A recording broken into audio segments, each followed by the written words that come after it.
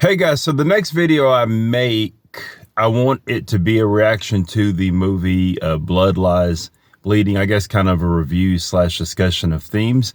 But I'm making this as a response to something said in the comment section of one of my videos. Often, things will pop up in my head and I don't really like to argue with people in the comment sections, but if it makes me if it gives me an inspiration to discuss something, I will. And this is the discussion of the talk was really about global warming, and basically it was the video where I say, hey, I haven't seen snow in 8 years, and someone comes into the comment section and makes a jab about I think lesbians and global warming and something like that, which I was just talking about the snow. But I'm not going to talk about the truth or the validity of global warming or some stupid culture war thing talking about queer people. Because why? There's lesbians and feminists sitting at home minding their own business, and apparently they're living rent free in this man's head. So at least they're not homeless. So anyway, the guy went on this kind of long diatribe when I kind of clapped back at it wasn't even really a clap back. I just he's like, at least you're not blaming the snow on lesbians from Austin something. And I said, no, or, you didn't graduate from the University of Texas. I can't remember exactly what he said. And I responded, no, I graduated from bisexual puppetry at NYU. And I blamed the once in a lifetime hurricanes that occur twice a month on global warming, right? That's pretty much verbatim what I said. So it wasn't even a direct attack on him, and he came up with this long diatribe where he was personally grievance, and quite immaturely I came back with, you need to learn the difference between Y-O-U-R and Y-O-U''re, because basically his whole diatribe, he did turn off my MP3 player, sorry. He did this whole diatribe where he did kind of the gish gab of, I'm going to throw so much bullshit at you, you can't really handle it. So this is what this video, one comment. So basically his reasoning he said global warming is a hoax. And then he addressed CO2 levels and basically said, yeah, man, CO2, I couldn't really follow what it was because it was kind of like he went on to talk about polar bears and tropical rainforests. Tropical rainforests come up. So apparently what's happened is that the increased CO2 levels in the world have helped the growth of tropical rainforests. That at one point in the planet's past, we had 20 times the level of CO2 than we have now, right?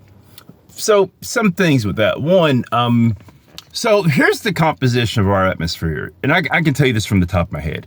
It's about 78% nitrogen, 21% oxygen, and about 1% other. And that other is largely like argon and other inert gases. And you may be thinking, there's no way you knew that from the top of your head. People who know me can tell you, yeah, he probably knew that from the top of his head. Because I know random things, but then other things, total lack of whatever about. But the specific of carbon dioxide, I had to look that up. I think it's about 0.04%, right? So the thing with that is that I think he may have been getting his 20 times number from at one point, or 20. He was saying 20%, and at some point in the past, I think the greatest level of carbon dioxide was about 20. And the way I say carbon dioxide, I know, was about 20 times greater than what it is now. So it was about 1% of the Earth's composition. But we've had greater, like if you were measuring for millions of years, we've had the greatest amount of carbon dioxide in our atmosphere than we've had in millions of years, right? And we know that there's different ways they can measure that. They can get samples from trees, which can go back 1,000 or whatever, and then they can go get samples from. The big thing is they can get samples from ice, where they dig into Arctic ice, they pull it up, and every layer can represent so many years back, and they can get an idea of what the oxygen was composed of. And then based on those measurements and conjectures, they can say, okay, if the Earth's atmosphere was this way, then here's how the flora and fauna would have looked on the planet, right? So there is no way, I guess the thing is that two things. There is no way the Earth's atmosphere was ever at 10 or 20% carbon dioxide, because I think at 10% we would just, I don't think vertebrate life could exist on the planet at 10% carbon dioxide. I don't think it would survive. I think that would be such an extreme environment for life as it has evolved on this planet, at least vertebrate life. It wouldn't be able to exist. But there apparently is this kind of notion that like people were paying attention in biology, somewhat, kind of, not really, where they're just like, well, carbon dioxide is good for plants. So the more carbon dioxide, that's good for the plants, and then they grow. Well, it's not quite that simple, okay? Things in balance and whatever, and then having more carbon dioxide affects heat and whatever. But the other thing is the rainforest idea. The fact that having more carbon dioxide is like making the rainforest grow. Like, I guess they kind of think of it like the rainforest is like this weed, and the carbon dioxide is like plant food, and you're sprinkling plant food, and it's causing the rainforest to grow. But most of the deforestation of the rainforest is caused by industrialization and being used for agriculture. The problem is that the soil in the rainforest isn't very nutrient rich.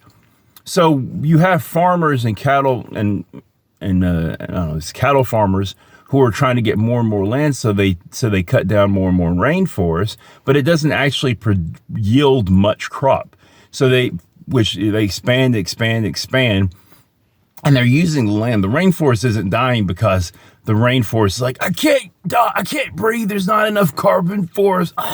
And then there's more carbon and it survives. No, it's human encroachment on the land. So the whole thing, even if you someone has this notion that carbon dioxide is good, is going to cause more plants to grow. Well, the plants aren't going to really grow because the land that they grow on is being taken from humans. So that reason throws out. And the other thing is people believe because you haven't heard about a thing as often or as much, it's no longer a problem. Well, rainforest deforestation is a problem. It's still a problem. A lot of deforestation that's taken place in industrialized countries, we've managed to kind of go back and reclaim land by planting trees and whatnot. We have more forest land than we've had so many decades ago, but the rainforest is still having that issue. I guess the thing is that I get from this comment, because the guy also made some joke about me having a big forehead, which I guess I do have a big forehead. I don't know. That has nothing to do with rainforest. I think the YOUR comment really got in his fifis. But the thing that really aggravated me about this exchange was really, and if you guys don't notice, I'm actually trying to pull back on the cursing on my channel, but just the layer of this straight up bullshit. Like we're basically arguing over facts. But the way we're arguing over facts is kind of in the dumbest way, where I'm going to shift through. Like, there's going to be 100 people who are experts in a field, and I'm going to find those 2 or 3 people who agree with me and ignore the other people. Because, quite frankly, all my degrees are in math, so I don't have extensive knowledge in natural sciences. But the thing is, you have people online, science educators, PhDs, professors. You can get formal lectures. You can get them brought on every level, from like the pre-K up to the expert research level of discussions about environmental changes. But we cannot land on facts, because why would this guy, unless he is an industrialist, unless he owns a corporation which doesn't want to have to regulate their emissions, why would he be so invested in kind of bullshit? And the reason he's invested in bullshit is the same reason he cares about lesbians and woke and everything else, because basically the party he's attached to has told them to care about these things. The issue of the environment should not be a political issue necessarily, or it shouldn't be defined upon party lines, just like vaccines shouldn't be defined upon party lines.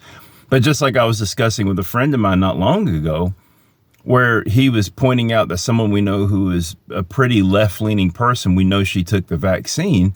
And the question is, why do we know that just based on her political affiliation? We cannot agree on the reality anymore.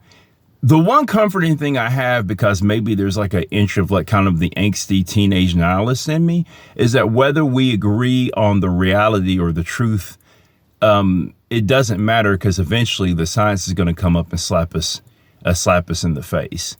You know, we can try to create whatever reality we want to, but eventually the real reality is going to come crashing in on us. And it's not that we're trying to save the planet or anything, guys. The planet's going to be fine without us. It's just that we're trying to preserve a planet in which we can live in.